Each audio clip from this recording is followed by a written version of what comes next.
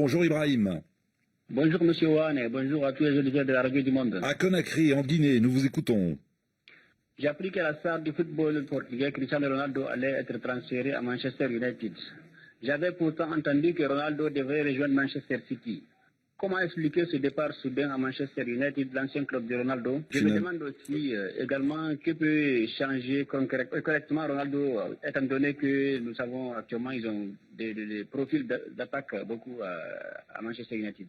Oui, alors c'est vrai que Ronaldo a renoué avec le club de ses débuts. Antoine Grenier, bonjour. Bonjour Juan, bonjour Ibrahim. Journaliste au service des sports de RFI. C'est vrai que jusqu'à vendredi, allez, on va dire midi, on annonçait Ronaldo à Manchester City. Et puis en l'espace de quelques heures, tout a changé. Manchester United est parvenu à convaincre l'attaquant portugais. Que s'est-il passé en coulisses? Il se passe toujours beaucoup de choses dans les transferts. Il y a toujours beaucoup de discussions qui nous échappent. Ce qui était sûr, c'est que Ronaldo avait envie de partir de la Juventus de Turin. Et son agent, Jorge Mendes, très influent, le portugais, s'activait pour lui trouver un point de chute. Ça pouvait pas être le Real, parce que maintenant, Ronaldo est en froid avec Florentino Pérez, le président du club madrilène.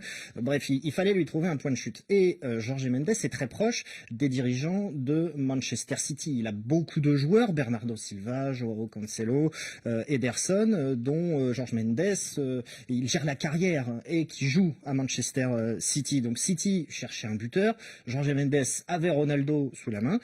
Il a cherché à placer Ronaldo à City, puis ça s'est pas passé exactement comme prévu. Oui, en fait, ce qu'il faut dire, c'est qu'United a joué sur la fibre affective, un avantage que City ne pouvait pas lui disputer. Voilà, parce que United, c'est le club où Ronaldo s'est révélé au monde. Il en est parti il y a longtemps maintenant.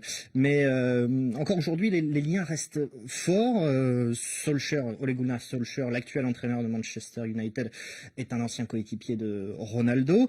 Et puis il y a surtout le Sir Alex Ferguson, l'entraîneur mythique de Manchester United, l'homme qui a un peu façonné Cristiano Ronaldo dans ses années aux Red Devils. Ferguson, il est parti en 2013 de Manchester United, mais il est toujours très présent dans les affaires du club, et c'est un peu le père de substitution de Ronaldo. Ronaldo, il a perdu son papa très jeune, donc Ferguson, c'est un peu une figure paternelle. Et donc ce coup de fil a été décisif. Et visiblement, il a appelé effectivement Cristiano Ronaldo au moment où était annoncée l'arrivée imminente du Portugais à City, pour lui dire non, tu peux pas aller à Manchester City, c'est pas possible, tu es de United. Et ça a été confirmé d'ailleurs par un ancien joueur de Manchester United, Rio Ferdinand, qui était défenseur du club dans les années 2000. Il l'a confirmé à la presse anglaise. Ferguson a bien appelé Ronaldo pour le dissuader de rejoindre City. Il n'y a pas que lui d'ailleurs, il y a aussi Bruno Fernandes, qui est international portugais, qui joue à Manchester United, qui est partenaire de CR7 en sélection, et qui lui a lui aussi passé un coup de fil pour le convaincre de venir à Manchester United plutôt qu'à City. Ibrahim, vous nous disiez tout à l'heure vouloir comprendre un peu ce qu'allait changer concrètement sur le terrain l'arrivée de Ronaldo. Alors, visiblement, vous êtes là hors antenne, mais ça ne passe pas à l'antenne. Bon, c'est vrai qu'on se demande s'il y a de la place pour tout le monde maintenant. De toute façon, vu le nombre d'attaquants. Ronaldo, quand il vient pas pour cirer le banc. Ça, c'est très clair. La question, c'est donc qui va devoir lui faire de la place.